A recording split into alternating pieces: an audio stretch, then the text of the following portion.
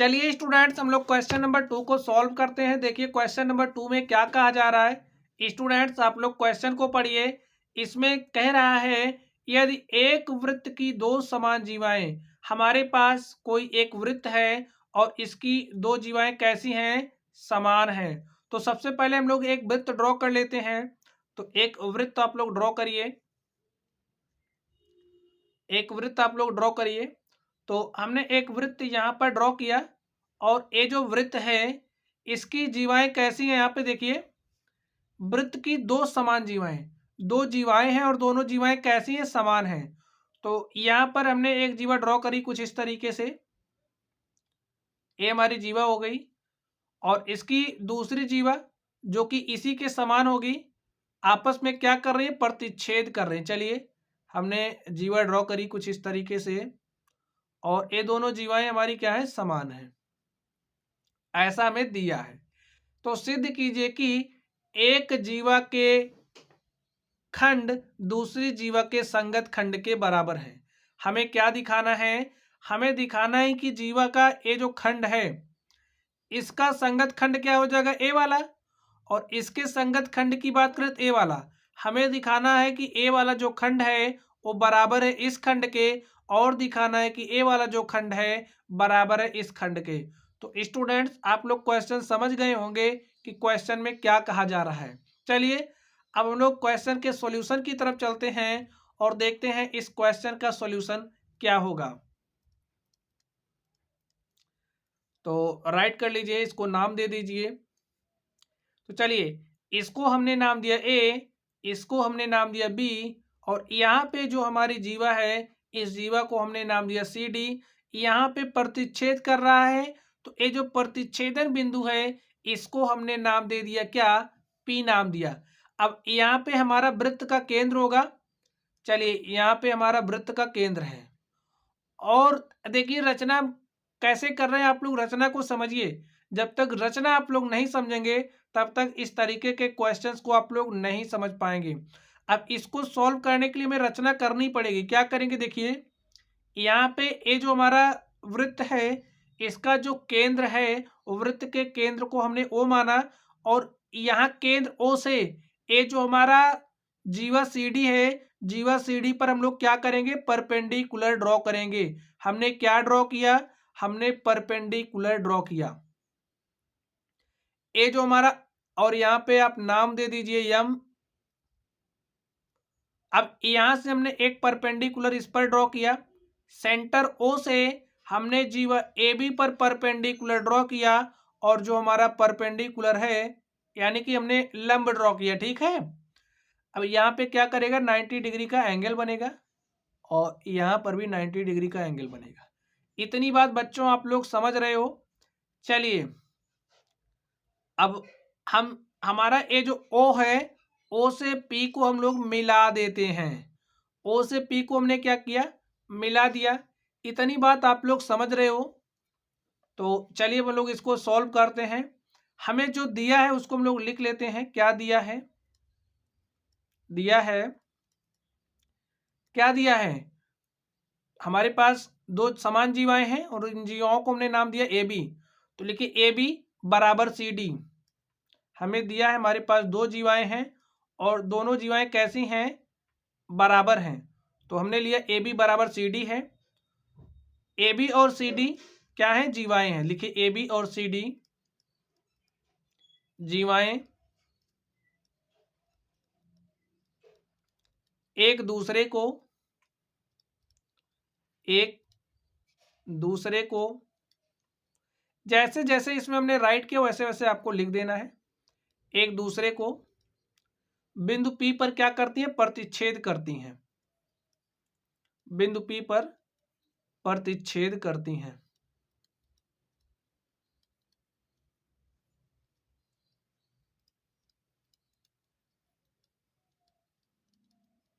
बिंदु P पर प्रतिच्छेद करती हैं। हमने रचना क्या किया, रचना देखिए हमने क्या किया, हमने यहाँ पे इसको नाम दे दिया, यहाँ पे हमने एम नाम दिया है, इसको हम एन नाम दे देते हैं। हमने O N perpendicular A B draw किया, O N perpendicular A B खींचा, ए बी, और यहाँ पे जो हमारा ओ एम है, O M perpendicular C D खींचा हमने, O M perpendicular C D हमने ड्रॉ किया। और क्या किया हमने, तथा ये जो बिंदु ओ है, ओ से हमने पी को मिला दिया, ओ को पी से मिलाया।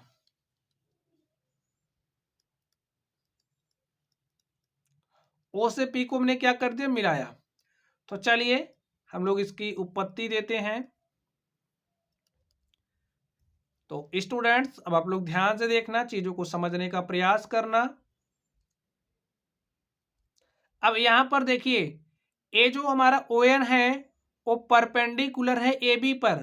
तो ए बी है क्या, ए बी जीवा है। आप लोग एक थियरम है, इस थियरम को समझ जाइए। समझिए हमारे पास कोई वृत्त है, थियरम आप लोग जब समझेंगे तभी क्वेश्चन को कर पाएंगे। तो इस थियरम को आप समझ लीजिए। समझिए हमने कोई जीवा खींच दी और ये हमारी जीवा है, क्या जीवा है, और ये वृत्त का केंद्र है। वृत्त के केंद्र से जब हम लोग जीवा पर लंब डालते हैं, ध्यान से सुनिए, वृत्त के केंद्र से जीवा पर जब हम लोग लंब डालते हैं तो एक क्या करती है, इस जीवा को दो बराबर भागों में विभाजित कर देती है। क्या करती है, दो बराबर भागों में विभाजित करती है। तो इस बात को आप लोग समझ गए। अब यहां पर आप लोग देखिए, ये जो ओ एन है वो परपेंडिकुलर है किसके, किस पर, ए बी पर। तो ओ एन क्या करेगा, ए बी को समद्विभाजित करेगा। तो यहां से ए एन बराबर क्या हो जाएगा, बी एन। तो लिख दीजिए, लिखिए ए एन बराबर किसके हो जाएगा, बी एन के। क्यों बराबर है, क्योंकि लिख दीजिए, वृत्त के केंद्र से, वृत्त के केंद्र से जीवा पर, जीवा पर डाला गया लंब, डाला गया लंब जीवा को समद्विभाजित करता है, जीवा को समद्विभाजित करता है, समद्विभाजित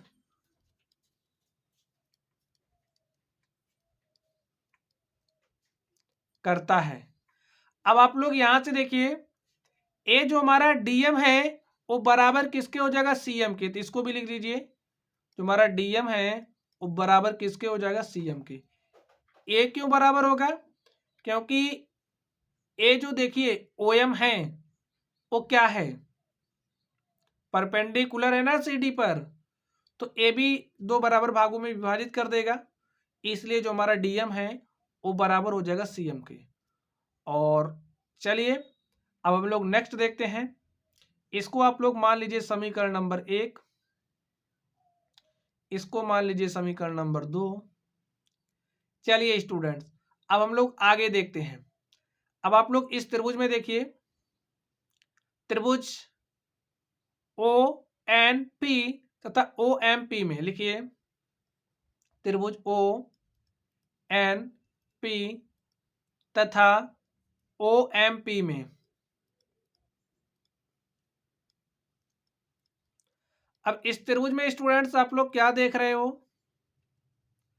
अब यहां पर आप लोग देखिए, ए जो हमारा एंगल एन है, O N P, angle O N P बराबर एंगल ओ एम पी के। लिख दीजिए, एंगल ओ एन पी बराबर है किसके, angle, angle O N P बराबर है एंगल ओ एम पी के। ये इसके बराबर हो गया। अब आगे आप लोग देखिए, ए वाला एंगल बराबर हो गया, और यहां पे देखिए ए जो ओपी है, ओपी बराबर ओपी, क्योंकि उभयनिष्ठ है। ओपी बराबर ओपी क्या है, उभयनिष्ठ है।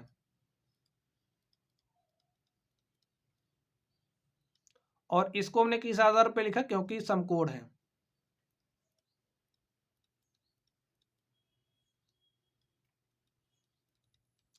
चलिए अब हम लोग आगे देखते हैं।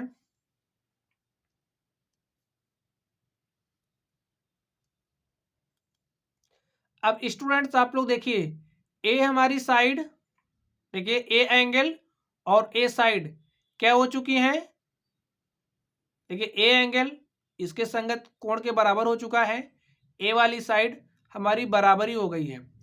तो अब आप लोग ध्यान से चीजों को समझने का प्रयास करिए। अब स्टूडेंट्स आप लोग यहां से समझिए, ए जो हमारा ओ एम है, देखिए ए जो हमारा ओ एम है वो बराबर हो जाएगा ओ एन के। तो लिखिए जो हमारी ओ एम साइड है वो बराबर किसके हो जाएगी, ओ एन की। क्यों बराबर होगी, आप लोग एक थियरम है, इस थियरम को भी समझ लीजिए। समझिए, जब तक आप लोग थियरम्स को समझेंगे नहीं तब तक आप लोग क्वेश्चन को नहीं समझ पाएंगे। तो समझिए हमारे पास ए क्या है, वृत्त है। अब वृत्त की एक जीवा ए है और दूसरी जीवा समझिए ए हमारी है। ये जो दोनों जीवाएं हैं इसकी जो लंबाइयां क्या है, बराबर हैं। दोनों जीवाएं बराबर लंबाई की अगर होती हैं तो इनकी जो केंद्र से दूरी होती है, देखिए ए बराबर इसके केंद्र ए है, तो केंद्र से इसके बीच की ये जो दूरी होगी बराबर होगी इसके दूरी के। अगर दो जीवाएं समान लंबाई की होती हैं, ये हमें दिया है क्वेश्चन में जीवाएं हमारी समान लंबाई की हैं, तो इनकी जो केंद्र से दूरी होगी वो भी क्या होगी, समान होगी। तो यहाँ पर ए है क्या, ओएन, ओएन केंद्र से दूरी ही तो है, ओएम है क्या, ओएम केंद्र से दूरी ही तो है। तो यहाँ पे जो ओएन है वो बराबर हो जाएगा ओएम के, क्योंकि जब जो जीवाएं हमारी समान लंबाई की होती हैं तो इनकी केंद्र से जो दूरी होती है वो बराबर होती है। स्टूडेंट्स आप लोग इस बात को समझ गए होंगे कि यहां पर हमने O M is equal to O N क्यों लिखा। लिख दीजिए, बराबर जीवाएं, बराबर जीवाएं केंद्र से समान दूरी पर होती हैं,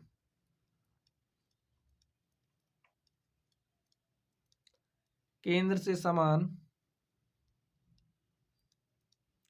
दूरी पर होती हैं।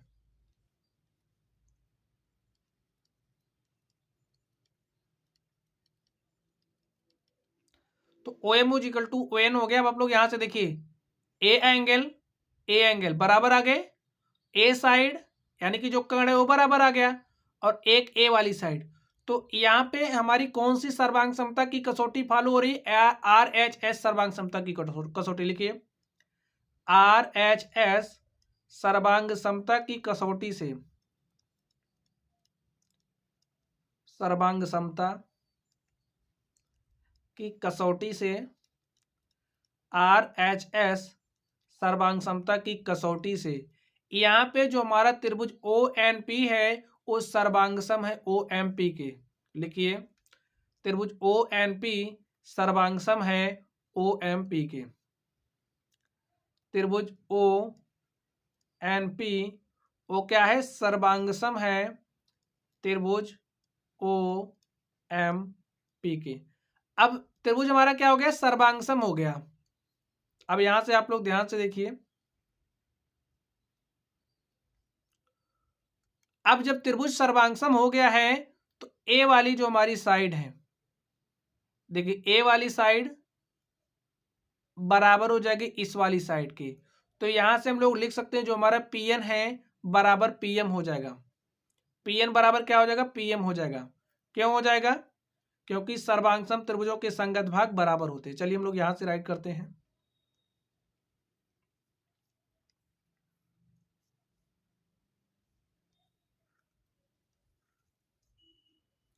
लिखिए जो हमारा पी एन है, यहाँ पे देखिए जो पी एन है बराबर हो जाएगा पी एम के।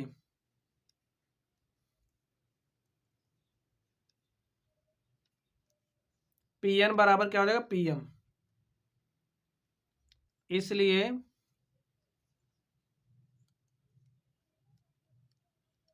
अब हमारा त्रिभुज क्या हो चुका है, सर्वांगसम हो चुका है। तो क्या हो जाएगा, जो पी एन है वो बराबर हो जाएगा पी एम के। पी एन बराबर हो जाएगा पी एम के। इसको हमने किस आधार पे लिखा, क्योंकि जो सर्वांगसम त्रिभुज होते हैं सर्वांगसम त्रिभुजों के संगत भाग बराबर होते हैं। लिख दीजिए सर्वांगसम त्रिभुजों के संगत भाग बराबर होते हैं। संगत भाग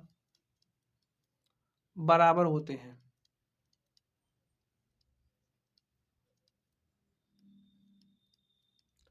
क्या होते हैं? बराबर होते हैं। तो स्टूडेंट्स अब आप लोग यहाँ पर देखिए, ये जो ए बी है बराबर सी डी हमें दिया है, तो लिखिए जो ए बी है बराबर है सी डी के, इसको हमने किस आधार पे लिखा? हमें दिया है, ठीक है, दिया है। तो यहाँ से अगर हम लोग हाफ ऑफ ए बी करें, अब आप लोग ध्यान से देखिए, हाफ ऑफ ए बी भी हमारा बराबर हो जाएगा हाफ ऑफ सी डी के, हमने 1/2 से दोनों तरफ मल्टीप्लाई कर दिया। तो हाफ ऑफ ए बी देखिए हमारा किसके बराबर है? अगर हमने ए बी का आधा किया तो ए बी का आधा हमारा किसके बराबर हो जाएगा? आप लोग सोचिए। तो हाफ ऑफ ए बी क्या हो जाएगा? ए एन, बी एन भी हो सकता है। तो हाफ ऑफ ए बी हमारा क्या हो जाएगा? ए एन। तो चलिए हम लोग यहाँ पे लिख देते हैं। देखिए यहाँ से हमारे पास क्या आ गया? जो हमारा ए एन है वो बराबर किसके हो जाएगा? यहाँ पे हाफ ऑफ सी डी क्या हो जाएगा? हाफ ऑफ सी डी आप लोग ध्यान से देखिए, हाफ ऑफ सी डी का आधा क्या हो जाएगा? C M. तो जो हमारा ए एन है वो बराबर किसके हो जाएगा? सी एम के। इतनी बात स्टूडेंट्स आप लोग समझ गए। और इसको आप मान लीजिए समीकरण नंबर, कौन सा समीकरण नंबर मानना है? 3। इसको लिख दीजिए समीकरण नंबर 3। अब आप लोग ध्यान से देखिए, तो देखिए स्टूडेंट्स यहां पर इसको भी आप लोग समीकरण मान लीजिए, इसको 3 मान लीजिए, इसको 4 मान लीजिए, ठीक है। इसको हम लोग ले लेते हैं, हमारा क्या है? समीकरण नंबर 3 है। और ए हमारा क्या है? ए हमारा समीकरण नंबर 4 है। ए हमारा क्या है? 4 है, 3 है। तो समीकरण 4 और 3 को आप क्या करेंगे? जोड़ लीजिए। समीकरण 3 और 4 को जोड़िए और देखिए आपको क्या मिलेगा। समीकरण 3 और 4 को जोड़ने पर, जोड़ दीजिए स्टूडेंट्स। देखिए जोड़ने पर क्या मिलेगा? यहां पे देखिए जोड़िए, तो पी एन में क्या जुड़ेगा? A N. तो क्या हो जाएगा? P N plus A N equal किसके हो जाएगा? P M plus C M के, P M plus C M के। तो P N plus A N, यहां पर आप लोग ध्यान से देखिए, यही हमारा पी एन है और यही हमारा ए एन है। जैसे ही हमने पी एन में ए एन को जोड़ा तो हमें क्या मिल जाएगा? ए पी मिल जाएगा। देखिए ए एन ए है और पी एन ए है, तो ए एन में पी एन को जोड़ा तो हमें क्या मिल गया? ए पी मिल गया। तो यहाँ पे आप ए पी राइट कर दीजिए। और यहाँ से आप लोग देखिए, जैसे ही हमने सी एम में, यहाँ पे देखिए सी एम में पी एम को जोड़ा, ए हमारा सी एम है, सी एम में हमने पी एम को जोड़ा, तो सी एम को पी एम पे से जोड़ेंगे तो क्या मिलेगा? सी पी मिलेगा। तो यहाँ पर आप लोग लिख दीजिए सी पी और इसको लिख दीजिए समीकरण नंबर 5। बच्चों आप लोग यहाँ से कुछ देख रहे हो, देखिए हमें दिखाना था कि जो संगत खंड हैं वो क्या है? बराबर है। तो यहाँ पे एपी क्या है? एपी का संगत खंड हमारा सीपी है। तो एपी बराबर हमारे पास क्या आ चुका है? सीपी आ चुका है। अब अगर हम लोग इस वाले पार्ट को दिखा दें इस वाले पार्ट के बराबर, तो हमारा क्या हो जाएगा? सॉल्व हो जाएगा। स्टूडेंट्स अब हमें इस वाले पार्ट को इसके बराबर दिखाना है, तो इसके लिए आप लोग सोचिए हम लोग क्या कर सकते हैं। अगर हम लोग इसमें से, इसको हमने कोई नाम नहीं दिया है तो इसको नाम ले लीजिए स्टार, ठीक है। इस स्टार वाले में से अगर इस समीकरण 5 को हम घटा दें तो लिखिए, इसको आप लोग कोई नाम दे देना। स्टार हमने लिख लिया है, नहीं तो नंबर गड़बड़ हो जाएगा। चलिए सही कर देते हैं, नंबर रहने दीजिए, आप लोग समझ लेना। समीकरण चलिए स्टार वाला हमारा हो गया, और 5 से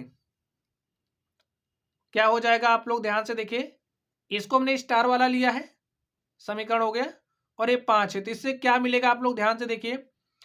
अब अगर हम लोग इसमें से देखिए, ए बी है पूरा, ए बी में से हम लोग ए पी को घटा दें, ए बी में से ए पी को घटा दें, यानी कि आपको इसमें से स्टार में से 5 नंबर को माइनस करना है।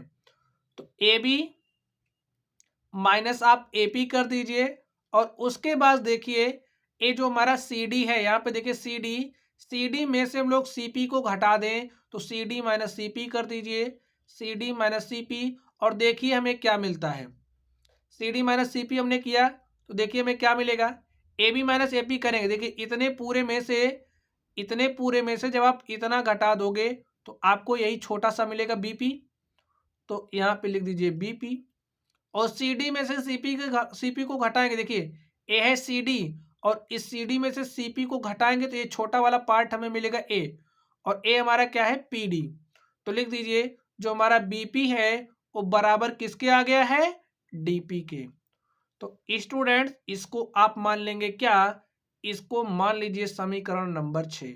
अब आपका क्वेश्चन सॉल्व हो चुका है। अब देख लीजिए हमें क्या दिखाना था, हमें सिद्ध करना था कि जीवा के खंड दूसरी जीवा के संगत खंडों के बराबर है। तो समीकरण 5 तथा 6 से यह स्पष्ट है, लिखिए समीकरण 5 तथा 6 से यह सिद्ध होता है कि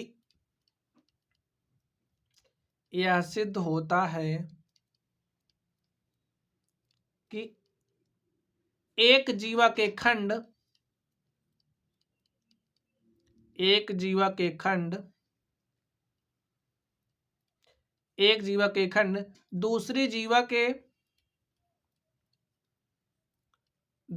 जीवा के संगत खंडों के बराबर हैं, संगत खंडों के बराबर है। तो माय डियर स्टूडेंट, इस तरीके से हमने आपको हर संभव समझाने का प्रयास किया। तो आप लोग समझ गए होंगे। अगर आप लोगों को फिर भी कोई डाउट हो तो आप लोग कमेंट बॉक्स में कमेंट कर सकते हैं।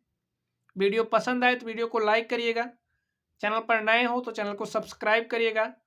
तो चलिए स्टूडेंट्स आप लोग पढ़ते रहिए। Thank you.